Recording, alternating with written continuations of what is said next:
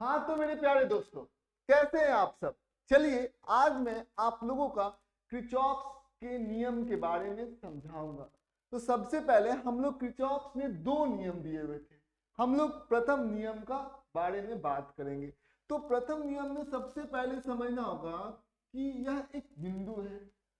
यहाँ पर देखिएगा, एक तार हो गया, दो तार हो गया, तीन तार। ठीक है, यहाँ पर तीन तीन वायर जो है वो जुड़े हुए हैं। यहाँ पर और भी वायर हम लोग कनेक्ट कर सकते हैं। तो यहाँ पर आप देख सकते हैं, इसको हम लोग बोलेंगे नोड। ठीक है, यहाँ इसके क्या हो जाएगा, नोड। क्योंकि यहाँ पर आप देख सकते हैं, यहाँ पर दो या दो से ज्यादा जो तार है, वायर आपस में जुड़े हुए होते हैं जिस बिंदु पर, उस बिंदु को हम लोग नोड बोलते हैं। ठीक है, समझ में आए। तो ये क्या हो गया, हमारा नोड हो गया। यहाँ पर पांच जो तार जो है वो आपस में जुड़े हुए हैं। ठीक है, अब देखिए इस नोड पर, इस नोड के तरफ, समझ में, नोड पर प्रवेश करने वाली जो धाराएं, देखिए ये I1 है, ये धारा नोड की तरफ जा रही है। I2 धारा ये नोड के तरफ जा रही है। I3 धारा ये नोड के तरफ जा रही है। कोई दिक्कत की बात नहीं है। और यहां पर ध्यान देंगे तो I4 धारा नोड के बाहर जा रही है और I5 धारा नोड से बाहर जा रही है। बाहर को मतलब दूर जा रही है, नोड से दूर, नोड से दूर। और ये तीनों धारा क्या हो जाएगा, नोड्स के तरफ जा रही है। तो यदि आप ध्यान से समझेंगे तो यहाँ पर देखेंगे क्या, जैसे मान लेते हैं कि I1 जोड़ I2 मतलब जोड़ I3। तो नोड के तरफ टुवर्ड्स जाने वाली जितने भी धारा है, उन धाराओं का हम लोग योग करेंगे। तो कितना आएगा, I1 जोड़ I2 जोड़ I3 है। और नोड से दूर जाने वाली जितने भी धाराएं हैं, जैसे I4 और I5, उनका हम लोग योग करेंगे। ध्यान दीजिएगा, I4 जोड़ I5, इनका हम लोगों ने योग कर दिया। और दोनों जो है आपस में क्या हो जाएंगे, बराबर हो जाएंगे। समझ में आई, दोनों जो है वो आपस में बराबर हो जाएंगे। यही किरचॉफ का प्रथम नियम कहलाता है। जैसे उदाहरण से हम लोग यहाँ पर समझते हैं, यहाँ पर हमारे पास 2 एम्पियर का करंट है। ठीक है, नोड, ये नोड हो गया क्योंकि यहाँ पर तीन जो आप देख सकते हैं कि तीन वायर जो है, तीन तार जो है आपस में जुड़े हुए हैं। तो ये नोड है, ये दो एम्पियर का है और ये हमारा 3 एम्पियर का है। समझ में आया, ये हमारा नोड हो गया। तो यहाँ पर नोड के तरफ कितने एम्पियर का करंट जा रहा है, तो 2 एम्पियर जोड़ 3 एम्पियर 5 एम्पियर। तो नोड से दूर भी कितना करंट जाएगा, कितना धारा जाएगा, 5 एम्पियर के बराबर जो है धारा जाएगा। तो ये यहाँ पर हमको मिल सकता है, यहाँ पर हम लोग समझ सकते हैं किरचॉफ के प्रथम नियम से। ठीक है, चलिए हम लोग इस नियम को पहले हम लोग लिखते हैं। ये नियम हमें बताता है कि नोड में क्या क्या बताता है, नोड में प्रवेश करने वाली, नोड में प्रवेश नोड में प्रवेश करने वाले वैद्युत धाराओं का योग, वैद्युत धाराओं का योग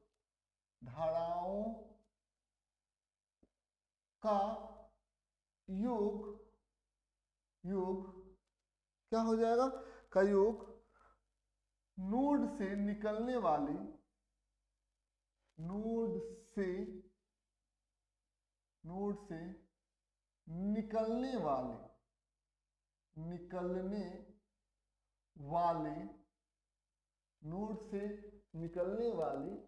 वैद्युत धाराओं के योग के बराबर होगा। वैद्युत धाराओं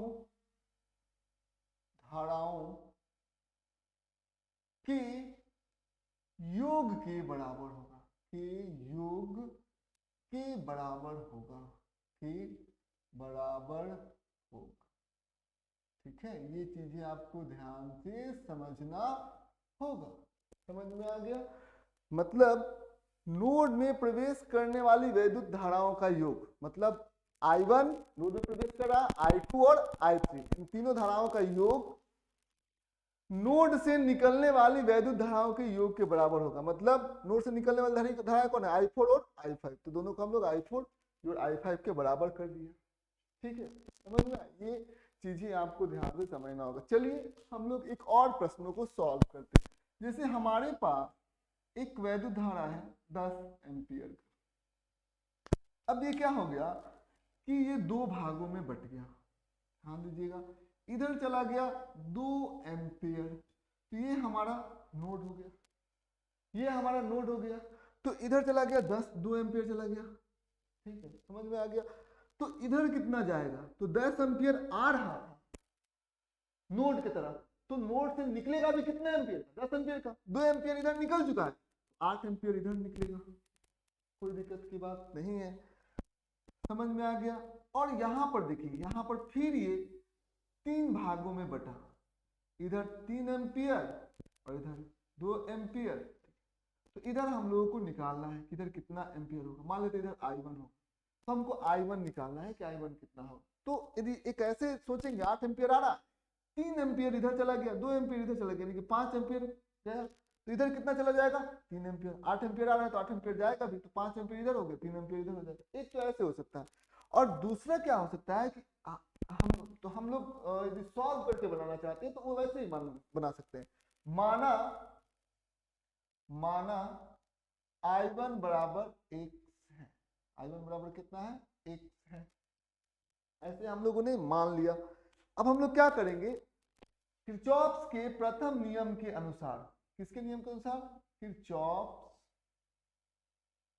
किरचॉफ्स के प्रथम नियम के अनुसार, प्रथम नियम के अनुसार, नियम के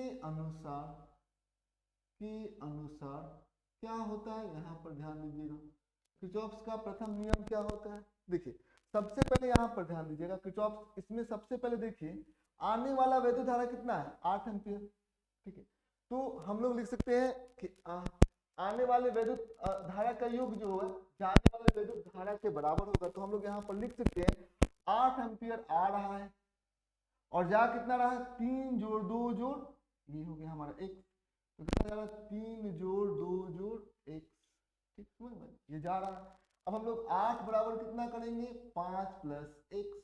x का मान कैसे निकलेगा, 8 में से हम लोग 5 को घटा लेंगे, मतलब कितना हो जाएगा, 3 एम्पियर के बराबर हो जाएगा। ये हमारा x का मान हो जाएगा। यहाँ पर हम लोग इसको ऐसे सॉल्व करके लिख सकते हैं, कोई दिक्कत की बात नहीं है। आने वाला करंट किसके बराबर होगा, जाने वाले करंट के बराबर। अब देखिए, ये जानते हैं किस पर बेस्ड होता है, ये बेस्ड होता है कंजर्वेशन ऑफ चार्ज। मतलब किरचॉफ्स का प्रथम नियम जो है वो किसके ऊपर आश्रित होता है, कंजर्वेशन ऑफ चार्ज के ऊपर। तो कैसे इस चार्ज का कंजर्वेशन होता है उसको देखिए। देखिए चार्ज का कैसे कंजर्वेशन होता है, जैसे मान लेते हैं यहां पर देखेंगे, यहां पर देखिए ये इसमें से Q1 आवेश जो है, Q1 आवेश T टाइम में देखिए, यहां पर देखिए T टाइम में यहां पर Q1 आवेश गया। ठीक है, T टाइम में Q1 आवेश गया, यहां पर भी T टाइम में Q2 आवेश जाएगा। तो T टाइम में इधर से कितना आवेश पास करेगा, Q1 जोड़ Q2, सब T टाइम में। समझ में आ गई, T टाइम में मतलब Q2 आवेश इधर गया T टाइम के अंदर, Q1 आवेश गया T टाइम के अंदर, तो करंट तो इसमें कितना जाएगा, Q1 जोड़ Q2 जो है वो आवेश जाएगा। ठीक, तो आप देख सकते हैं कि यहाँ पर Q2/T कर देंगे तो हमको क्या मिल जाएगा, I2, और यहाँ पर Q1/T कर देंगे तो हमें क्या मिल जाएगा, I1, और इसमें Q1 प्लस Q2 वही T टाइम के अंदर गुजरेगा। T से हम लोगों ने क्या कर दिया, इसको डिवाइड कर दिया, तो हमें मिल जाएगा, देखिए यहाँ पर क्या मिल जाएगा, हमें मिल जाएगा Q1/T जोड़ Q2/T, यानी कि क्या मिल जाएगा, ये Q1/T क्या I1 है, तो क्या हो जाएगा I1 जोड़। तो आप बड़ी आराम से चीजों को देख सकते हैं। ठीक है, कि इसमें करंट गया I1, इसमें करंट गया I2, तो इसमें से करंट कितना जाएगा, I1 जोड़ I2 जाएगा। और ये क्यों हो रहा है, इसको हम लोगों ने कैसे फाइंड आउट किया, कंजर्वेशन ऑफ चार्ज से, चार्ज का संरक्षण हो रहा है। मतलब जितना आवेश इनकमिंग है उतना ही, जितना आवेश इधर आ रहा है उतना ही आवेश इसमें चला जा रहा है। तो ये जो प्रथम नियम होता है वो चार्ज के संरक्षण पर निर्भर है। तो यहाँ पर हम लोग लिख सकते हैं इंपॉर्टेंट नोट बनाकर कि यह नियम आवेशों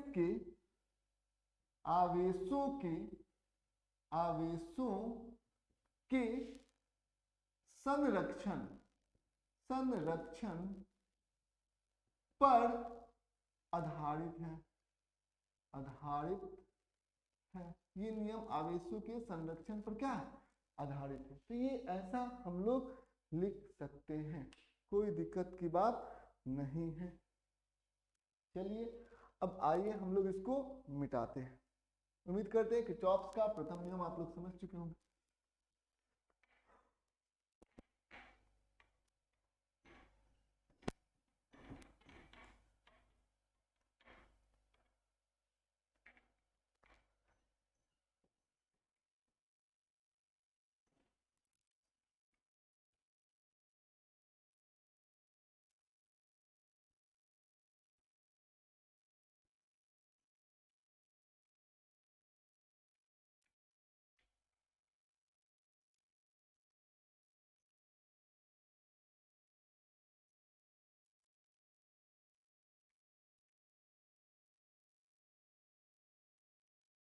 चलिए अब हम लोग आगे बढ़ते हैं। किरचॉफ का दूसरा नियम, जो दूसरा नियम हम लोग पढ़ेंगे वो हमारे सामने। दूसरा नियम तो ये चीजें हम लोग पढ़ते हैं। तो दूसरा नियम क्या कहलाता है उसको पहले हम लोग समझते हैं। देखिए जैसे कि यह कोई बिंदु है, मान लेते हैं कि कोई बिंदु है। अब बिंदु में हम लोगों ने क्या किया, बैटरी लगा दिया, बैटरी लगा दिया। फिर हम लोगों ने एक रेसिस्टर लगा दिया, ठीक है, प्रतिरोधक लगा दिया, ठीक है, इसका प्रतिरोधकता जो है वो R1 है। फिर हमने क्या किया कि एक और बैटरी लगा दिया, ठीक, और फिर हम लोगों ने क्या किया कि एक और प्रतिरोधकता का यूज कर दिया, R2 का यूज कर दिया। ठीक, समझ में आ गया कि नहीं? ये चीजें आपको ध्यान से समझना होगा। इससे पहले आपको कुछ और चीजें समझना होगा। देखिए यदि इसमें देखिए, इसमें इस रेसिस्टर में जो करंट जो है, जो करंट फ्लो कर रहा है वो I1 है। इसका प्रतिरोधकता कितना है? R1 के बराबर है। यदि हम कहें कि बिंदु A से यदि आप बिंदु B की तरफ जा रहे हैं, तो बिंदु A से कहाँ गए आप? बिंदु B की तरफ, ठीक है, ऐसे आप मूव कर रहे हैं, ऐसे आप चल रहे हैं। तो आप बताइए कि आपका जो विभव है, ठीक है, जो विभव है, वैद्युत विभव है, वो घटेगा कि बढ़ेगा? तो जवाब है आप किधर जा रहे हैं? विद्युत धारा की ओर जा रहे हैं। तो विद्युत धारा जो है वो किधर प्रवाहित होती है? उच्च विभव से। कहाँ होती है? उच्च विभव जिधर होती है से निम्न विभव की तरफ प्रवाहित होती है। निम्न विभव, उच्च विभव से निम्न विभव की तरफ क्या होती है? प्रवाहित होती है। विद्युत धारा जो होती है वो उसी तरफ प्रवाहित होती है। ये बात हम लोगों को मालूम है। तो आप कहाँ जा रहे हैं? उच्च विभव से निम्न विभव की तरफ आप जा रहे हैं। तो आपका विभव जो है वो घटेगा कि बढ़ेगा? तो जवाब है आपका विभव जो है वो घटेगा। तो यदि हम लोग यहाँ पर देखेंगे, यदि हम लोग यहाँ पर निकालेंगे कि VB माइनस VA कितना होगा, तो VB माइनस VA कितना होगा? -IR होगा, क्योंकि आपका विभव I1 R1 होगा, क्योंकि आपका विभव जो है -IR से घट जाएगा। आपका विभव जो है वो -IR से क्या हो जाएगा? घट जाएगा। समझ में आ गई? ये बात आपको ध्यान से समझना होगा, क्योंकि ये निम्न विभव है और ये क्या है? उच्च विभव है। आप निम्न विभव में से उच्च विभव को घटाएंगे तो ऋणात्मक ही ना आएगा, तो ये ऋणात्मक आ गया। अब दूसरा बात आपको हम बताने जा रहे हैं, ठीक है, जैसे आप यदि ऐसे करेंगे, यहां से ऐसे करेंगे, मान लेते विद्युत धारा ऐसे जा रही है A, ठीक है, A और ये B, ठीक है, समझ में आया ना? आप जो है जा रहे हैं कुछ ऐसे, करंट ऐसे बह रहा है, करंट I1 ऐसे बढ़ रहा है, इसका प्रतिरोधकता R1 कुछ इस प्रकार से है। अब आप जो है वो कैसे जा रहे हैं, करंट कैसे बहता है, उच्च विभव, ये उच्च विभव होगा, उच्च विभव होगा, उच्च विभव होगा, और ये क्या होगा, निम्न विभव, क्योंकि करंट उच्च विभव से निम्न विभव की तरफ जाता है, ये हमें पता है। तो ये हमारा हो गया निम्न विभव, निम्न विभव हो गया, ये हम लोगों को मालूम चल गया। अब देखिए आप यदि कहाँ जा रहे हैं, निम्न विभव से उच्च विभव तक जा रहे हैं, तो जो विभव का अंतर होगा, विभव का अंतर क्या होता है, आई आर, ये ना होता है करंट गुने रेसिस्टर। तो यहाँ पर जो विभव का अंतर यदि आप लीजिए कि आप निम्न विभव से कहाँ गए, उच्च विभव तक गए, तो आप उच्च फाइनली कहाँ पहुंचे, ए पर, यानी कि VA घटा VB, तो कितना होगा प्लस IR, क्योंकि आपने आपका जो विभव जो है वो बढ़ गया निम्न से, क्योंकि आप विद्युत धारा इधर जा रहा है और आप B से A की तरफ यदि सर्किट में मूव करें तो आप लेंगे प्लस IR, क्योंकि आपका विभव घट गया, क्योंकि आप देख सकते हैं कि फाइनली आप उच्च विभव में से निम्न विभव को घटा रहे हैं। तो ऐसे आपको समझना है। फिर आप देखिए बैटरी की तरफ आइए, ये बैटरी हो गया, ठीक है, और आप जो है सर्किट में कुछ इस प्रकार से मूव कर रहे हैं, ये हमारा सर्किट हो गया, और आप ऐसे जा रहे हैं, तो ये क्या हो गया, ये उच्च विभव वाला प्लेट होता है, तो पता है, ठीक है, ये हमारा उच्च विभव होता है, उच्च विभव, ठीक, विभव, ठीक, समझ में आ गया। और ये क्या होता है, ये होता है निम्न विभव, मतलब इसका विभव जो होता है कम होता है, निम्न विभव। यदि आप सर्किट में यदि आप घूम रहे हैं, ठीक है, ए से कहाँ चले गए, बी की तरफ चले गए, समझ में आ गया, ए से कहाँ चले गए, बी के तरफ आप चले गए, तो आप देखेंगे आप उच्च विभव से कहाँ जा रहे हैं, निम्न विभव पर। बैटरी का विभव का अंतर जो है V, तो यहां से यदि आप ऐसे गुजरिएगा तो लिख दीजिएगा माइनस, क्योंकि आप कहाँ गए, उच्च विभव से निम्न विभव पर, तो आपका विभव कितना से घट गया, माइनस V से। बैटरी का जो EMF है उससे आपका विभव क्या हो जाएगा, घट जाएगा। लेकिन वही यहाँ पर स्थिति कुछ इस प्रकार से आ जाए, ठीक है, यहाँ पर स्थिति कुछ इस प्रकार से आ जाए, जैसे ये B हो गया और ये हो जाएगा ये, तो ये B हो जाएगा और ये हो जाएगा A, ठीक है, समझ में आई। तो ये चीजें आपको ध्यान समझना होगा। हम लोग ऐसे गए, हम लोग B से A की तरफ गए, ठीक, तो B से A की तरफ गए तो हम लोग निम्न विभव से कहाँ गए, उच्च विभव की तरफ गए, तो क्या हो जाएगा प्लस B हो जाएगा, क्योंकि आप कहाँ जा रहे हैं, B से A की तरफ आप मूव कर रहे हैं, तो B पर जो विभव है वो क्या है, कम है, और A पर विभव क्या है, ज्यादा है। तो B से A गए तो यहाँ पर विभव का जो अंतर होगा, क्योंकि निम्न से उच्च पर गए तो क्या हो जाएगा, प्लस B हो जाएगा, समझ में आ जाए। तो क्या होगा, निम्न विभव हो गया, निम्न विभव हो गया, ठीक है, और ये क्या हो जाएगा, उच्च विभव हो जाएगा, उच्च विभव, ठीक है। ये चीजें आपको ध्यान से समझना पड़ेगा। समझ में आ गया आप लोगों को। अब चलिए हम लोग सर्किट में चलते हैं।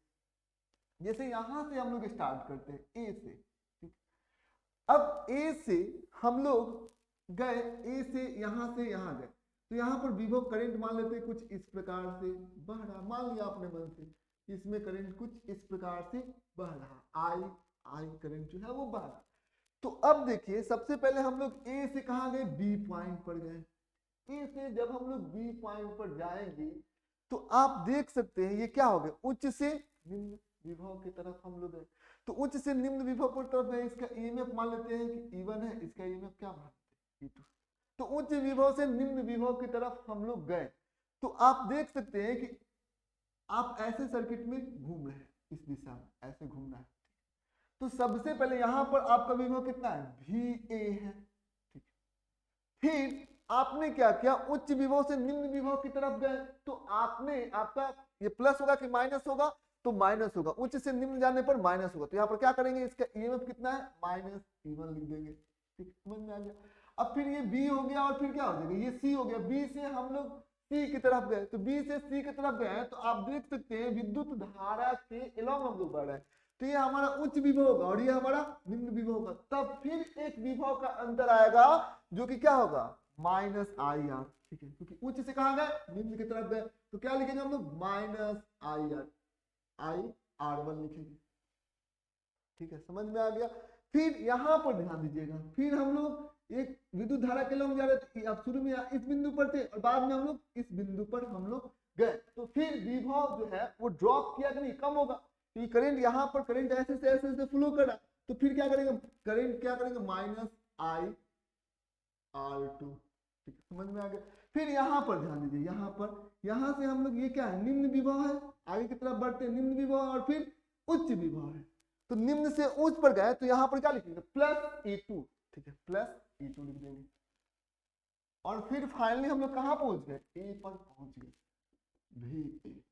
ठीक है, समझ में, वी ए से पहुंच गए।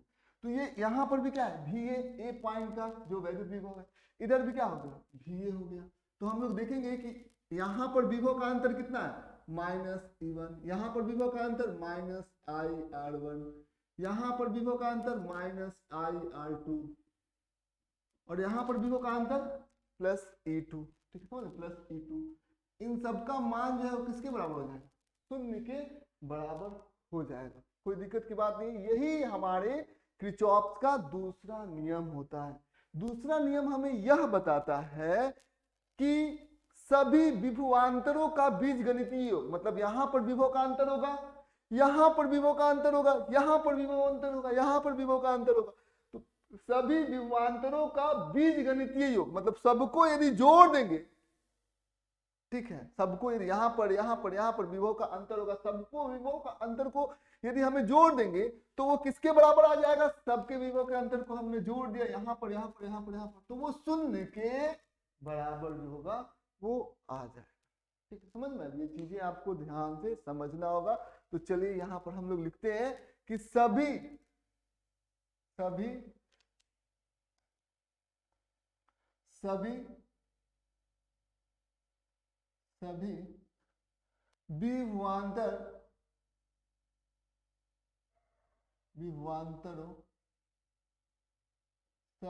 विभवांतरों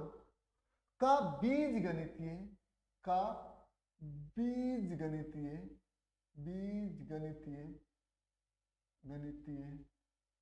सभी विभवांतरों का बीजगणितीय योग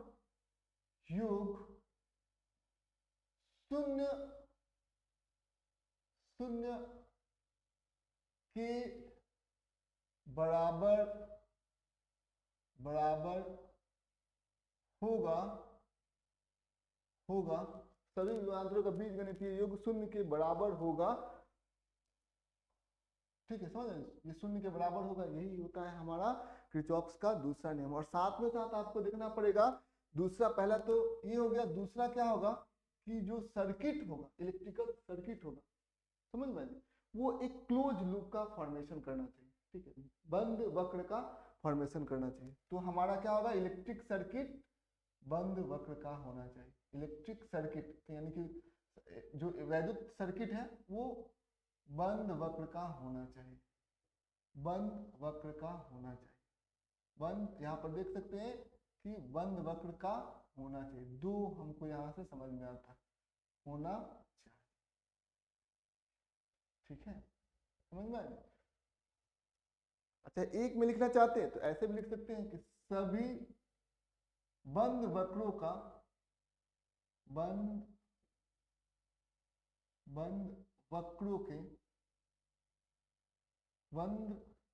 वक्र के सभी विभव अंतर का बीजगणितीय योग शून्य के बराबर। समझ में आना, ये चीजें आप एक लाइन में इसको लिख सकते हैं, चाहे दो पार्ट में इसको करके लिख सकते हैं। चलिए, ये चीजें आपको समझ में आ गया। एक दो क्वेश्चन हम लोग सॉल्व कर लेते हैं, उसके बाद हम लोग इसको फिनिश करेंगे।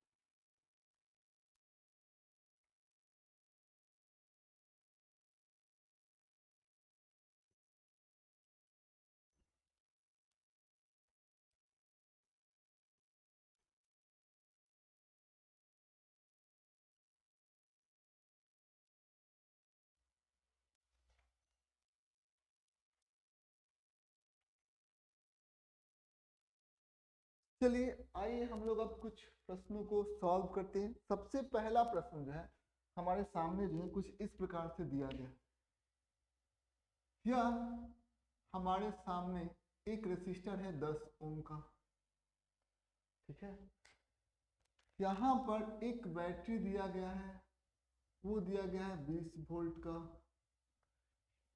फिर यह एक रेसिस्टर है, वो 20 ओम का दिया गया।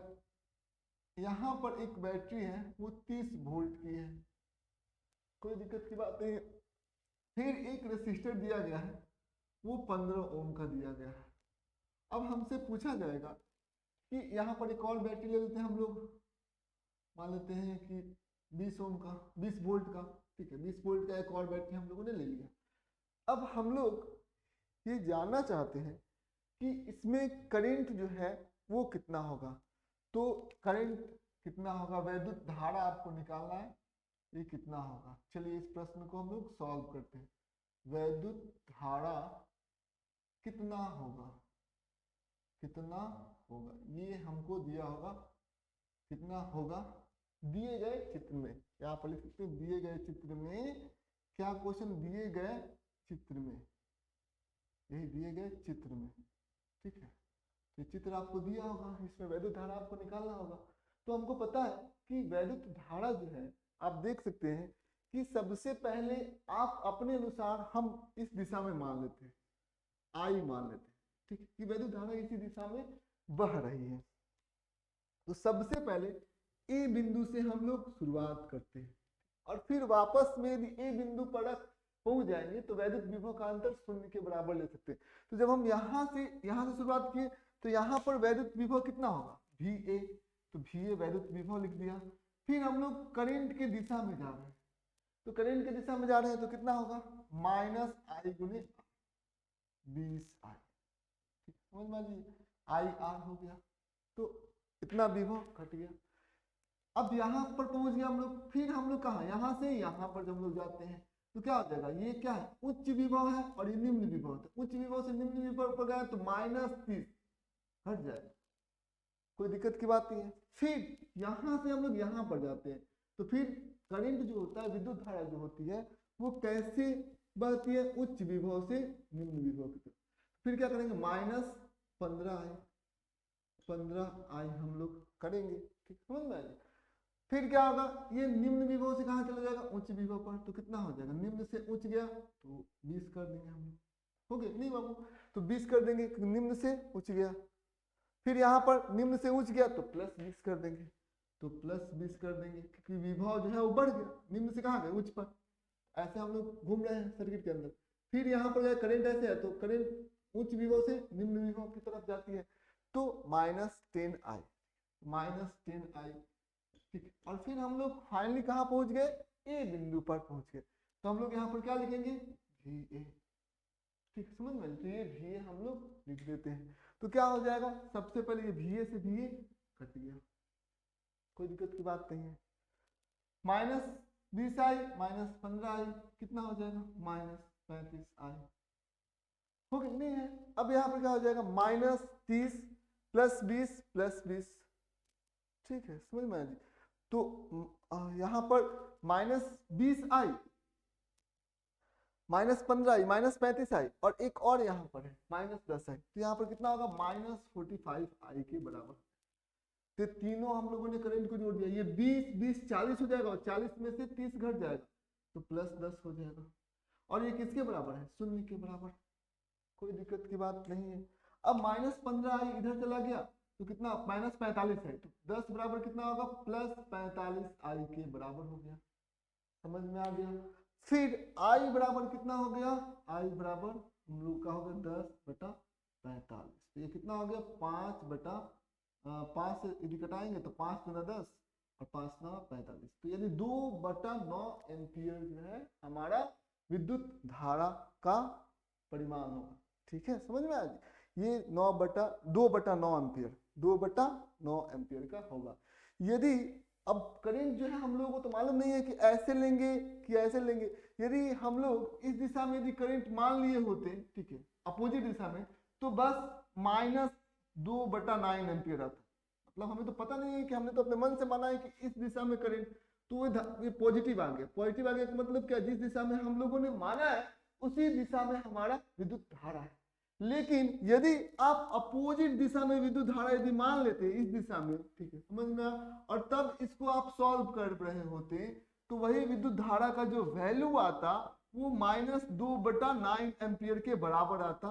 समझ में आ गया, -2/9 एम्पियर के बराबर आता। तो आप तब वो जानते कि जिस दिशा में आपने विद्युत धारा का दिशा लिया हुआ है वो गलत लिया हुआ है, बस वो अपोजिट दिशा में हो जाएगा, मतलब इस दिशा के अलोंग हो जाएगा। ठीक, समझ में, इस दिशा के अलोंग हो जाएगा। ठीक है, मतलब निगेटिव आएगा तो जिधर माने उसके अपोजिट विपरीत दिशा में विद्युत धारा हो। अपने मन से मान लीजिए, जिस दिशा में मानना उस अपने मन से मान लीजिए। जिधर माने यदि धनात्मक आ गया तो जो माने हैं वो सही है, लेकिन यदि ऋणात्मक आ गया तो जो माने हैं वो बिल्कुल भी विपरीत दिशा में विद्युत धारा हो। ठीक है, समझ में आ गया। उम्मीद करते हैं आज का क्लास इंफॉर्मेटिव रहा होगा। बस आज इतना है।